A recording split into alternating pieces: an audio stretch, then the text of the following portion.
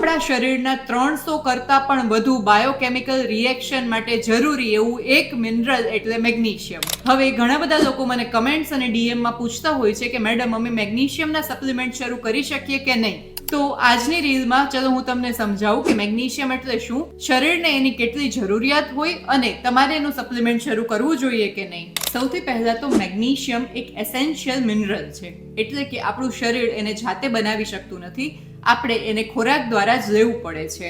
હવે સ્ત્રીઓને દરરોજ 310 થી 320 mg જેટલું અને પુરુષોને 400 થી 420 mg જેટલા મેગ્નેશિયમની જરૂરિયાત હોય છે. તો હવે તમને થશે કે આ મેગ્નેશિયમનું શરીરમાં કામ શું હોય છે. સૌથી પહેલું તો તમે જે ખોરાક ખાઓ ને એમાંથી એનર્જી બનાવવા માટે મેગ્નેશિયમ બહુ મોટો રોલ પ્લે કરે છે. બીજું, મસલ્સ એટલે કે સ્નાયુઓ અને નર્વ્સ માટે ખૂબ જરૂરી છે. આપણા શરીરના મસલ્સ કોન્ટ્રેક્ટ થાય અને રિલેક્સ થાય ને એ માટે મેગ્નેશિયમ મહત્વનો રોલ પ્લે કરે છે.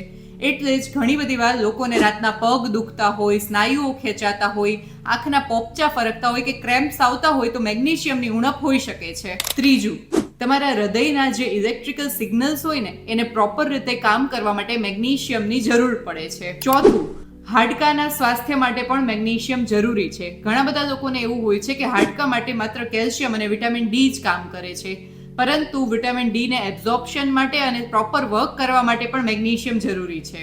અને પાંચમું, સ્ટ્રેસ અને સ્લીપ.